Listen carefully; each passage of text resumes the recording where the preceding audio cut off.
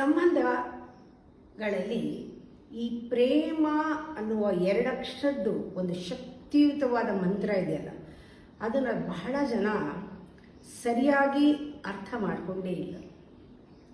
ಆ ಪ್ರೇಮದ ಆಳ ಗೊತ್ತೇ ಇಲ್ಲ. ಸಂಬಂಧದಲ್ಲಿ ಇರೋದೇ ಜೀವಾಳ ಪ್ರೇಮ. ಆ ಪ್ರೇಮನ ಸರಿಯಾಗಿ ಅರ್ಥ ಮಾಡಿಕೊಳ್ಳದೆ ಅದನ್ನು ಮಿಸ್ಯೂಸ್ ಮಾಡಿರೋ ಪದ, ಮೋಸ್ಟ್ ಪಲ್ಯೂಟೆಡ್ ವರ್ಡ್ ಈಸ್ ಪ್ರೇಮ. ಹಂಗಾಗೋಗಿದೆ. ಪ್ರೇಮ ಅಂದಾಗ ನಮಗೆ ಬರಬೇಕಾದದ್ದು ಆ ಭಕ್ತಿಯ ಬೀಜ ಅಂತ. ಪ್ರೇಮದಲ್ಲಿ ಆ ಮೊಳಕೆ ಒಡೆದು ಭಕ್ತಿಯಾಗಿ ಆ ಭಕ್ತಿ ಭಗವಂತನಾಗೋದು, ಆ ಭಾವ ಪ್ರೇಮ. ಪ್ರೇಮ ಅಂದರೆ ಭಕ್ತಿನೇ. It's a pure emotion. ಕಂಡೀಷನ್ನೇ ಇಲ್ಲದೆ ಇರೋ ಎಮೋಷನ್ ಅದು. ಲಿಮಿಟೆಡ್ನೆಸ್ ಇಲ್ಲ ಅದಕ್ಕೆ. Unlimited, unbounded emotion, pure emotion, ಭಕ್ತಿ, ಡಿವೋಷನ್ ಆಗುವಂಥ ಪ್ರೇಮ ಅದು. ಅದನ್ನು ತುಂಬ ಜನ ಅದನ್ನು ಸಾಕ್ಷಾತ್ಕಾರ ಮಾಡ್ಕೊಳ್ಳೋಕ್ಕೂ ಅದರ ಅರ್ಥನ ನಾವು ಪದದಲ್ಲೇ ವರ್ಡ್ನಲ್ಲೇ ಎಷ್ಟೋ ತುಂಬ ಮೀನಿಂಗ್ನ ಕಳ್ಕೊಂಡ್ಬಿಟ್ಟಿದ್ದೀವಿ. ಹೀಗಿರೋದ್ರಿಂದ ಪ್ರೇಮ ಆಡು ಭಾಷೆಗೆ ಬಂದು, ಸಾಮಾನ್ಯ ಭಾಷೆಗೆ ಬಂದು, ಸಾಮಾನ್ಯವಾದ ಭಾವೋದ್ವೇಗಗಳಿಗೆ ಒಳಪಟ್ಟು ಈ ಪದ ಪ್ರೇಮ ಅಂದರೆ ಒಂದು ದ್ವಂದ್ವ ಬರುತ್ತೆ. ಪ್ರೇಮ ಅಂದರೆ ಅದಕ್ಕೆ ಆಪೋಸಿಟ್ ವರ್ಡನ್ನು ಹುಡುಕಿದ್ದಾರೆ, ಅದು ದ್ವೇಷ ಅಂತ, ಲವ್ ಆ್ಯಂಡ್ ಹೇಟ್ರೆಡ್ ಅಂತ.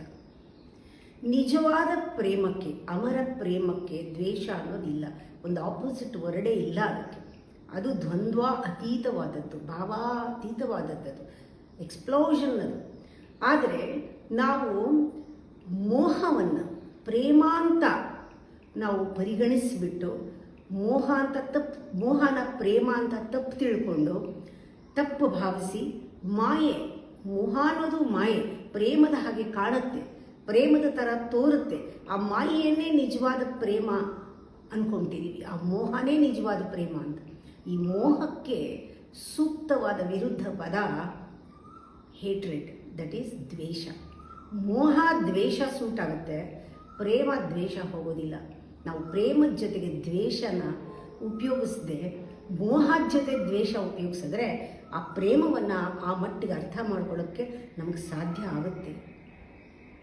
ಮೋಹ ನಮ್ಮೆಲ್ಲರಲ್ಲೂ ಕೂಡ ನಾವು ಗಮನಿಸ್ಕೋಬೇಕಾಗಿರೋದು ಮೋಹ.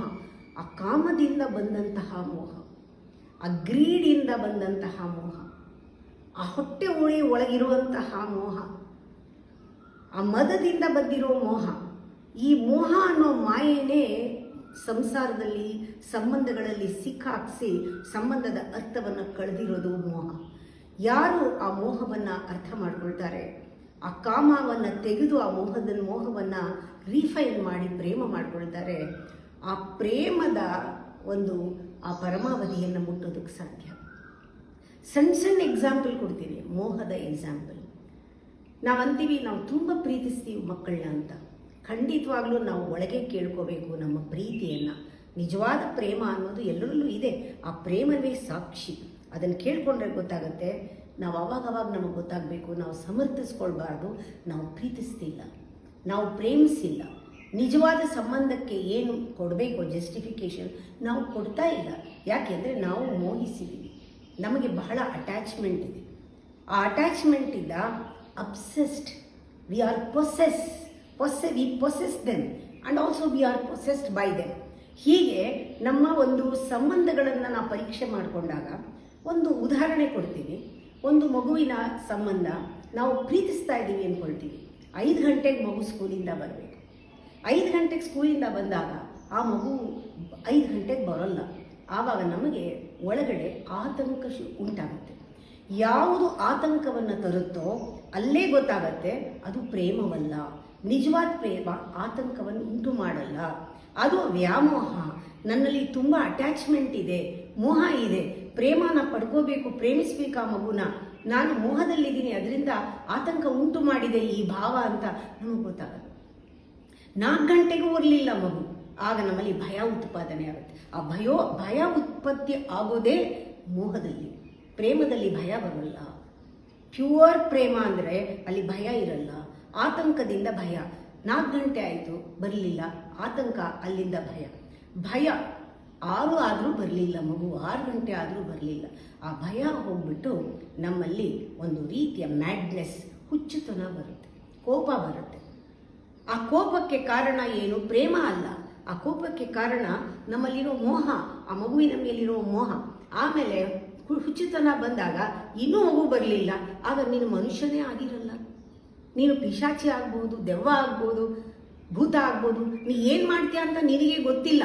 ಈ ಥರ ಸಂದರ್ಭಗಳು ಮನುಷ್ಯನ ಸಂಬಂಧಗಳಲ್ಲಿ ಬಂದಾಗ ಅವನಿಗೆ ಪ್ರಶ್ನೆ ಬರುತ್ತೆ ಒಂದೊಂದ್ಸತಿ, ನಾನು ಈ ಥರ ರಿಯಾಕ್ಟ್ ಮಾಡಿದ್ನಲ್ಲ, ಅಥವಾ ಹೊಡೆದ್ನಲ್ಲ, ಬೈದ್ನಲ್ಲ, ರೇಗದ್ನಲ್ಲ, ಕೂಗದ್ನಲ್ಲ, ಇದು ನನ್ನ ಪ್ರೀತಿ ಇರೋರ ಮೇಲೆ ಹೀಗೆ ಮಾಡೋಕ್ಕೆ ಸಾಧ್ಯನಾ? ಇಲ್ಲೇನೋ ಮೋಸ ಇರಬೇಕು, ನಾನೇನೋ ನನಗೆ ಮೋಸ ಮಾಡ್ಕೋತಾ ಇದ್ದೀನಿ, ಪ್ರೀತಿಸ್ತಾ ಇದ್ದೀನಿ ಅಂದ್ಕೊಂಡಿದ್ದೀನಿ ಅನ್ಕೊಳ್ಳಲ್ಲ.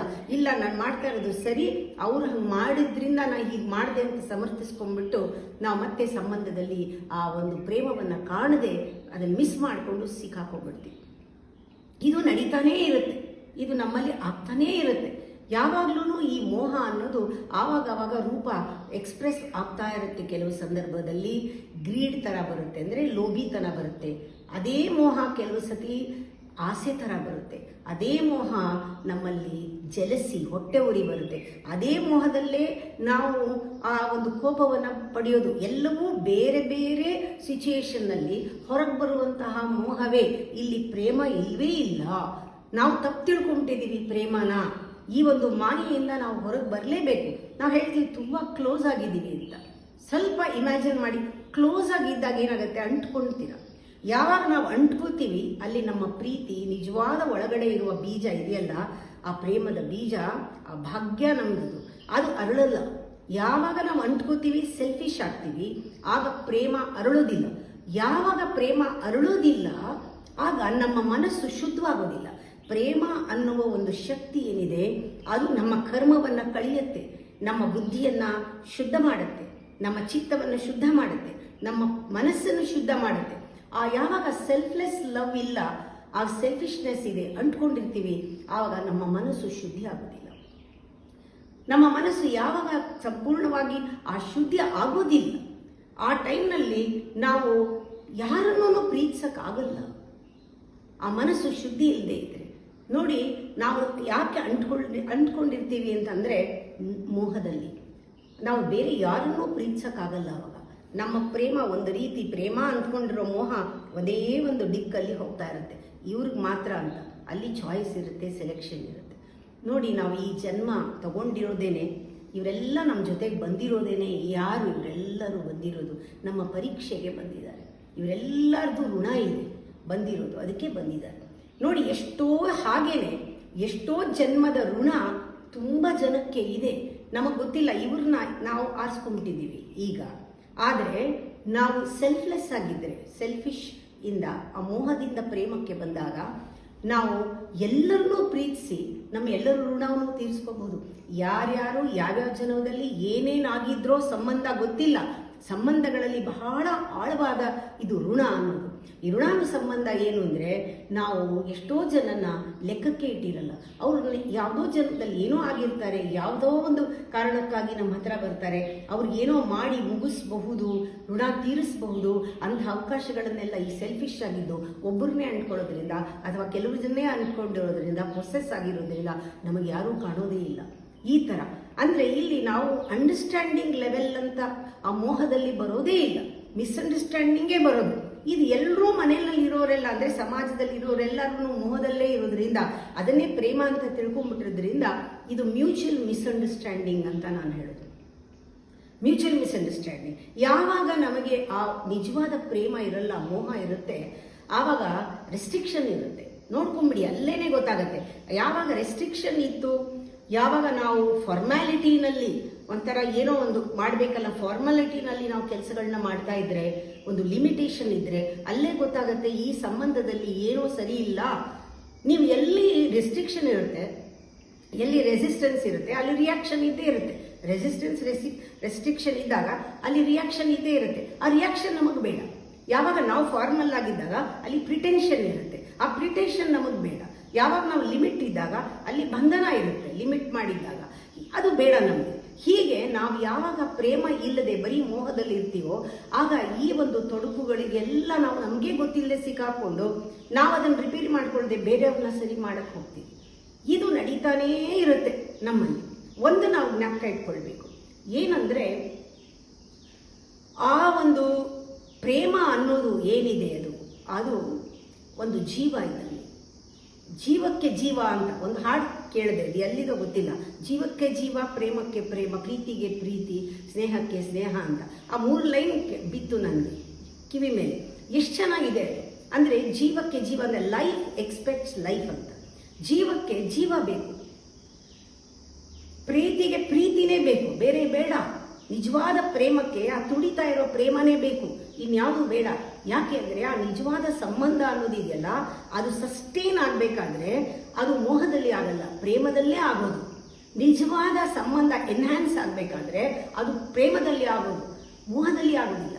ಆದರೆ ನಾವು ಈ ರೀತಿ ರೆಸ್ಟ್ರಿಕ್ಷನ್ಸ್ ಇಟ್ಕೊಂಡು ಆ ಬಂಧನ ಆಗಿದ್ರೆ, ಫ್ರೀಡಮ್ ಇಲ್ಲದೆ ಇದ್ರೆ ನಾವು ನಮಗೇ ಮೋಸ ಮಾಡ್ಕೊಳ್ತೀವಿ. ಅದಕ್ಕೆ ಹೇಳೋದು, ನಮ್ಮ ವಿರುದ್ಧವಾಗಿ ನಾವು ಹೋಗೋದೇ ಮಹಾದೊಡ್ಡ ಈವಿಲ್ ಅಂತ. ದಟ್ ಈವಿಲ್ ಈಸ್ ನಮ್ಮ ವಿರುದ್ಧ ನಾವು ಹೋಗೋದು, ನಮ್ಮ ಸ್ವಭಾವಕ್ಕೆ ವಿರುದ್ಧವಾಗಿ ಹೋಗೋದು. ನಮ್ಮ ಸ್ವಭಾವ ಏನು? ಪ್ರೇಮ ಸ್ವರೂಪ ನಮ್ಮ ಸ್ವಭಾವ. ನಮ್ಮ ಸ್ವಭಾವ ಏನು? ಕೊಡುವುದು. ಪ್ರೇಮ ಅಂದ್ರೇನೇನೆ ಗಿವಿಂಗ್, ಪ್ರೇಮ ಅಂದ್ರೆ ಆಫರ್, ಪ್ರೇಮ ಅಂದ್ರೆ ಸರೆಂಡರ್. ಕೊಡು ಕೊಡು ಕೊಡು. ಆದ್ರೆ ನಾವು ಇಲ್ಲೇನ್ ಮಾಡ್ತಾ ಇದ್ದೀವಿ? ಅದಕ್ಕೆ ವಿರುದ್ಧವಾಗಿ ಹೋಗ್ತಾ ಇದ್ದೀವಿ. ಅಯ್ಯೋ, ನಮ್ಗೆ ಬಂಧನ ಆಗಿದೆ, ನಮ್ಗೆ ಅವ್ರು ಪ್ರೀತಿಸ್ತಾ ಇಲ್ಲ, ನಮ್ಗೆ ಅವ್ರು ಪ್ರೀತಿ ಮಾಡ್ತಾ ಇರೋದು ಸಾಲದು, ಅವ್ರು ಜಾಸ್ತಿ ಪ್ರೀತಿ ಮಾಡ್ತಾರೆ, ನಮಗೆ ಕಮ್ಮಿ ಪ್ರೀತಿ ಮಾಡ್ತಾರೆ, ನಮ್ಮನ್ನು ಗಮನಿಸಲ್ಲ, ನಮ್ಮನ್ನು ನೋಡಲ್ಲ, ನಾವು ಬೇಡ್ತಾ ಇದ್ದೀವಿ, ನಾವು ಬೇಡ್ಕೋತಾ ಇದ್ದೀವಿ. ಇದು ನಮ್ಮ ಸ್ವಭಾವಕ್ಕೆ ವಿರುದ್ಧ. ಇದಕ್ಕಿಂತ ಈವಿಲ್ಲು ಬೇರೆ ಇಲ್ಲ. ನಾವು ಜೀವಕ್ಕೆ ಜೀವ ಅಂತೀವಲ್ಲ, ನಾವು ಎಕ್ಸ್ಪೆಕ್ಟ್ ಮಾಡೋದೇನು? ಆ ಜೀವಕ್ಕೆ ಜೀವ ಅಂದಾಗ ಇನ್ನೊಂದು ಜೀವ ಕೂಡ ತುಡಿಬೇಕು ಪ್ರೇಮದಲ್ಲಿ. ನಮಗೆ ಜನ ಬೇಡ, ಜೀವ ಬೇಕು.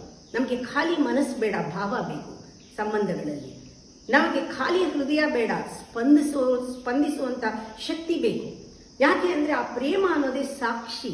ಪ್ರೇಮ ಅನ್ನೋದು ಸ್ವಭಾವ, ಸ್ವಭಾವ ಸಾಕ್ಷಿ. ಈ ಸಾಕ್ಷಿ ಸ್ವಭಾವ ಆ ಪ್ರೇಮಕ್ಕೆ ಗೊತ್ತು ನಾನೆಷ್ಟು ಮೋಹದಲ್ಲಿದ್ದೀನಿ, ಎಷ್ಟು ಸಿಕ್ಕಾಕೊಂಡಿದ್ದೀನಿ, ಈ ಪ್ರೇಮ ನಿಜಾನ ಇಲ್ವಾ ಅಂತ ಸ್ವಲ್ಪ ಇಂಟ್ರಾಸ್ಪೆಕ್ಷನ್ ಮಾಡಿಕೊಂಡ್ರೆ ನಿಜವಾಗ್ಲೂ ನಮಗೆ ಗೊತ್ತಾಗತ್ತೆ. ಅದಕ್ಕೆ ಹೇಳೋದು, ಪ್ರೇಮವೇ ಸಾಕ್ಷಿ, ಪ್ರೇಮ ನೋಡ್ತಾ ಇರುತ್ತೆ ಅಂತ. ಪ್ರೇಮ ಎಚ್ಚರದಲ್ಲೂ ಕನಸಿನಲ್ಲೂ ನಿದ್ರೆನಲ್ಲೂ ಆ ಪ್ರೇಮ ಎಚ್ಚರವಾಗಿ ನಮ್ಮ ಜವಾಬ್ದಾರಿಯನ್ನ ಜ್ಞಾಪಿಸ್ತಾ ಇರುತ್ತೆ. ನಮಗೆ ನಮ್ಮ ಜವಾಬ್ದಾರಿಯಿಂದ ಎಚ್ಚರಿಸ್ತಾ ಇರುತ್ತೆ. ನೋಡು, ಇಂಥ ಪಾತ್ರಗಳನ್ನು ನೀನು ತಗೊಂಡಿದ್ಯಾ, ನೀನು ಪ್ರೀತಿ ಮಾಡಿ ಮುಗಿಸ್ಬೇಕು ಅಂತ. ನಾವು ಯಾವಾಗಲೂ ಹೇಳ್ತೀವಿ, ನಮ್ಮಮ್ಮ, ನಮ್ಮ ತಂದೆ, ನಮ್ಮ ಮಗಳು, ನಮ್ಮ ತಾತ, ನಮ್ಮ ಮಕ್ಕಳು, ನಮ್ದು, ನಂದು, ನಂದು, ನಂದು ಅಂತ. ಹೌದು, ಇದು ನಿಮ್ಮ ಋಣ, ಇದು ನಮ್ಮ ಪರೀಕ್ಷೆ. ನಾ ಹೇಳಿಲ್ವಾ, ಯಾವುದೋ ಜನದಲ್ಲಿ ಏನೂ ಕೊಟ್ಟಿಲ್ಲ, ಇವರೆಲ್ಲ ಋಣಪಾತಕರು ಬಂದಿದ್ದಾರೆ. ಇಲ್ಲೂ ಕೂಡ ಮತ್ತೆ ವ್ಯಾಮೋಹದಲ್ಲಿ ಸಿಕ್ಕಾಕೊಂಡು ಅವ್ರನ್ನೂ ಸಿಕ್ಕಾಕ್ಸಿ ಅವರೊಬ್ಬರನ್ನೇ ಹಿಡ್ಕೊಂಡು ಅವ್ರಿಗೆ ಎಲ್ಲ ಮಾಡಿಕೊಂಡು ನಾವು ಇಲ್ಲಿ ಏನು ಮಾಡ್ತಾ ಇದ್ದೀವಿ? ಪ್ರೀತಿಸ್ತಾ ಇಲ್ಲ, ಮೋಹಿಸಿ ಅವ್ರನ್ನ ಹಿಡ್ಕೊಂಡು ಅವ್ರ ಕರ್ಮ ಎಲ್ಲ ನಾವು ತಿಂತಾ ಇದ್ದೀವಿ. ಅವ್ರ ಕರ್ಮಕ್ಕೆ ಬಂದವರು, ಅವ್ರಿಗೆ ಪೂರ್ತಿ ಪ್ರೀತಿ ಕೊಡಕ್ಕಾಗಿಲ್ಲ. ನಿಮಗೆ ಅಲ್ಲೂ ಸಿಕ್ಕಾಕೊಂಡಿದ್ದೀರಾ. ಯಾವಾಗ ಇಲ್ಲಿ ನಮ್ಮ ಮಕ್ಕಳಿಗೆ, ನಮ್ಮ ತಂದೆ ತಾಯಿಗೆ ಕೂಡ ನಾವು ವ್ಯಾಮೋಹದಲ್ಲಿ ಸಿಕ್ಕಾಕೊಂಡಿದ್ರೆ ನಾವು ನಿಜವಾಗ್ಲೂ ಯಾರಿಗೂ ಪ್ರೀತಿ ಕೊಡಕ್ಕಾಗೋದೇ ಇಲ್ಲ. ಇಲ್ಲಿ ಪ್ರೀತಿ ಕೊಡೋ ಜಾಗ ಇದು, ಇಲ್ಲಿ ಕೊಟ್ಟು ಮುಗಿಸೋ ಜಾಗ, ಇಲ್ಲಿ ಋಣ ತೀರಿಸೋ ಜಾಗ. ಇಲ್ಲಿ ಸಂಪೂರ್ಣವಾಗಿ ಮೋಹನ ಕಿತ್ತಾಕಿ ಪೊಸೆಸ್ ಮಾಡ್ಕೊಳ್ಳದೆ, ಎಕ್ಸ್ಪೆಕ್ಟ್ ಮಾಡದೆ ಸುಮ್ಮನೆ ಕೊಡಕ್ ಶುರು ಮಾಡಿದ್ರೆ ಈ ಕೊಡೋದ್ರಿಂದ ಎಲ್ಲರಿಗೂ ಕೊಡ್ಬೋದು, ಎಲ್ಲ ಋಣನೂ ತೀರಿಸಬಹುದು. ಇಲ್ಲೇ ಸಿಕ್ಕಾಕೊಂಡಿದ್ರೆ, ಇಲ್ಲಿ ಸೆಲ್ಫಿಶ್ ಆಗಿದ್ರೆ ನಾವು ಎಲ್ಲ ಕಡೆನೂ ಸೆಲ್ಫಿಶೇನೆ, ಎಲ್ಲೂ ಕೊಡಕ್ಕಾಗಲ್ಲ. ಎಲ್ಲಿ ನಿಮ್ಮವ್ರನ್ನೇ ನೀವು ಸಂಪೂರ್ಣವಾಗಿ ಪ್ರೀತಿಸೋದಿಲ್ಲ, ಯಾರನ್ನೂ ಪ್ರೀತಿಸಕ್ಕಾಗಲ್ಲ. ನಿಮ್ಮವ್ರನ್ನ ವ್ಯಾಮೋಹದಲ್ಲಿ ಪ್ರೀತಿಸ್ತಾ ಇದ್ದೀರಾ, ಅದರಿಂದ ನಿಮ್ಮ ಕೈಲಿ ಯಾರನ್ನೂ ಪ್ರೀತಿಸಕ್ ಆಗ್ತಾ ಇಲ್ಲ. ಇದೇ ಗುರುತು ನಿಮ್ಮವ್ರನ್ನು ನೀವು ಸರಿಯಾಗಿ ಪ್ರೀತಿಸ್ತಾ ಇಲ್ಲ ಅಂತ. ಈ ಪ್ರೀತಿಗೆ ಅಷ್ಟೊಂದು ಶಕ್ತಿ ಇದೆ. ಪ್ರೀತಿ ಒಂದು ಸ್ವಭಾವ, ಸ್ವಭಾವಕ್ಕೆ ಸಾಕ್ಷಿ, ಸಾಕ್ಷಿಗೆ ಸಾಕ್ಷಿ ಈ ಪ್ರೀತಿ ಅನ್ನೋದು. ಈ ಪ್ರೀತಿ ನಮ್ಮನ್ನ ಎಚ್ಚರಿಸುತ್ತೆ. ನೋಡು, ನಿನ್ ಜವಾಬ್ದಾರಿ ಇದು ಮಾಡು, ಮಾಡಿಲ್ಲ ಅನ್ನೋದು ನಮಗೆ ಗೊತ್ತಾಗ್ತಾ ಇರುತ್ತೆ. ಆದರೆ ನಮ್ಗೆ ಯಾವಾಗಲೂ ಇದೆ ಜವಾಬ್ದಾರಿ. ಅಯ್ಯೋ, ನಾನು ಕಟ್ಕೊಂಡಿದ್ದೀನಲ್ಲ ಜವಾಬ್ದಾರಿ, ನಾನು ಹೆತ್ತಿದ್ದೀನಲ್ಲ ಜವಾಬ್ದಾರಿ, ಆ ಮಗು ನೋಡ್ಕೋಬೇಕು ಜವಾಬ್ದಾರಿ, ನನ್ನ ಮೊಮ್ಮಕ್ಕಳು ಜವಾಬ್ದಾರಿ. ಇಷ್ಟು ಮಾತ್ರ ಕಾಣುತ್ತೆ, ಇನ್ಯಾವ ಜವಾಬ್ದಾರಿನೂ ಕಾಣಲ್ಲ ನಮಗೆ.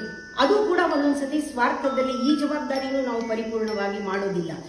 ನಮ್ದು ಅಂತ ಬಂದ ತಕ್ಷಣ ಯಾವ ಹೆಂಡ್ತಿನೋ ಯಾವ ಮಕ್ಕಳೋ ನಮ್ಗೆ ಯಾಕೆ, ನಮ್ಗೆ ಮಾತ್ರ ನೋಡ್ಕೊಳ್ಳೋಣ ಅಂತ. ಆದರೆ ನಿಜವಾದ ಪ್ರೇಮ ಉದಯವಾಗ್ಬಿಟ್ರೆ ನಮ್ಮಲ್ಲಿ ನಮಗೆ ಜವಾಬ್ದಾರಿ ಮೊದಲು ಇಡೀ ವಿಶ್ವದ ಜವಾಬ್ದಾರಿ ಬರುತ್ತೆ. ದೊಡ್ಡ ಪಿಕ್ಚರ್ನಲ್ಲಿ ಆ ಪ್ರೇಮವನ್ನು ನೋಡ್ತೀವಿ.